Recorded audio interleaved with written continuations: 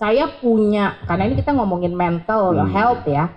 Jadi saya sebelumnya pada saat saya kecil, saya itu adalah cucu paling kecil, saya anak paling kecil, cucu paling kecil, cicit paling kecil, gitu.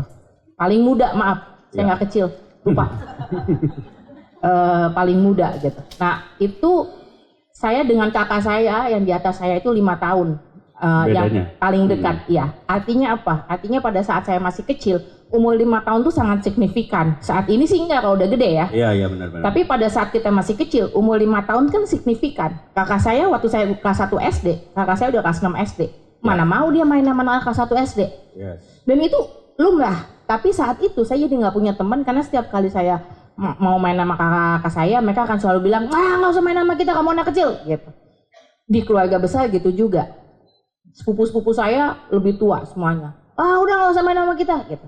Jadi saya itu udah mengalami penolakan dari saya kecil gitu. Nah itu terus menerus. Saya nggak tahu. Kebetulan waktu di SMA kami datang bukan dari keluarga kaya. Ayah ibu saya bukan orang kaya sama sekali. Terlepas dari segala atribusi sosial yang kami miliki ya, politik dan sosial yang kami miliki, tapi kami bukan keluarga kaya. Ayah saya apalagi, ayah saya tuh bokeh melulu gitu. Nah, iya karena uangnya lebih banyak untuk orang lain gitu, dibanding untuk anak-anaknya gitu, untuk keluarga. Gitu. Nah, pada akhirnya saya itu masuk SMA, saya nggak tahu kenapa saya itu di SMA saya ngalamin bully, saya ngalamin nggak ditemenin, ada momen bahkan saya nggak ditemenin siapapun gitu ya. Saya dulu temenannya beneran ada momen di mana saya tuh temenannya sama, saya nggak bermaksud menganggap mereka ini, tapi beneran kayak di film-film Hollywood yang tipikal nerd gitu ya, yang bener-bener yaudah saya temannya sama mereka gitu tiap hari. Ya, jadi itu begitu 16 tahun itu dibilang bahwa bapak saya menang jadi presiden, itu saya langsung ketakutan. Ketakutan pertama, saya takut apa yang akan dialami bapak saya, persis apa yang akan dialami oleh Soeharto gitu ya, satu. Yang kedua, saya jadi ngerasa makin berbeda sama teman-teman saya. Gitu. Ya udahlah, ini mah udah pasti gua nggak bakal ada temannya lagi gitu.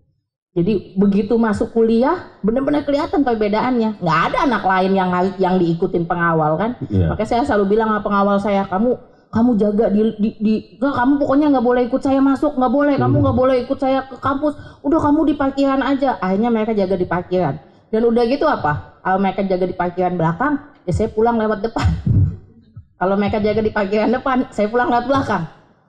Batas kemarin masih ada di parkiran belum pulang. Masih nungguin lu. Iya bener, mana kata yang bayinya belum balik-balik. Sianya udah ganti. Iya udah. Tapi dia dengan tugas.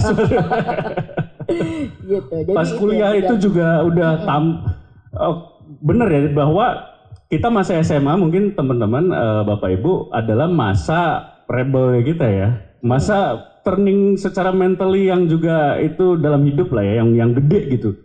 Dan Inayah pada saat itu justru mengalami fase yang tambah berat karena itu pada saat Bapak menang dan menjadi presiden malah tambah berat jadi ya. Tambah berat, ngadepin tiba-tiba teman-teman sendiri ngedemo Bapak sendiri gitu ya. Teman-teman saya demo, terus mereka menyebarkan segala macam omongan tentang Bapak saya yang saya cuma bilang, kan lu bisa ya konfirmasi ke gue nih benar apa enggak, tapi itu nggak dilakukan. Mereka lebih memutuskan untuk ini Gus Dur begini begitu yang sebenarnya bisa cuma tinggal ngomong aja dan saya bisa klarifikasi itu, tapi itu nggak dilakukan gitu. Jadi apa ya, terutama waktu ayah saya diturunin saat itu kan saya masih nggak tahu, maksudnya bahwa ini adalah sesuatu yang politis. By the way kemarin TAP MPR-nya sudah dicabut gitu ya, jadi sudah fix gitu, diakui oleh negara bahwa Gus Dur itu tidak turun karena ketidakmampuannya. Dipulihkan nama baiknya. Betul gitu. Nah tapi saat itu harus ngadepin itu dalam skala nasional, negara. Gila satu negara ya. Iya. Kayak semua tuh tiba-tiba menunjuk ke keluarga ya, satu Indonesia. Wow, gokil sih. Dulu ada kepikiran bikin akun Kaskus nggak? Buat curhat gitu apa kayak? Ya siapa tahu, kita nggak tahu. Siapa tahu bikin PVVV gitu apa? Enggak. Oh enggak ya, oke. Tapi mirip ya. Nggak bikin alter. Nggak bikin alter account ya, oke. Ya kita mumpung kan benar kata Inaya tadi. Kan kenal, tanya aja ya kan. Ternyata nggak punya akun. Nggak punya alter. Nggak punya alter. Akunnya punya. Oh, akunnya punya, nggak punya alter. Nggak punya Oke, alter. itu. Karena siapa tahu kan itu juga ketahuannya 10 tahun kemudian kan setelah akunnya.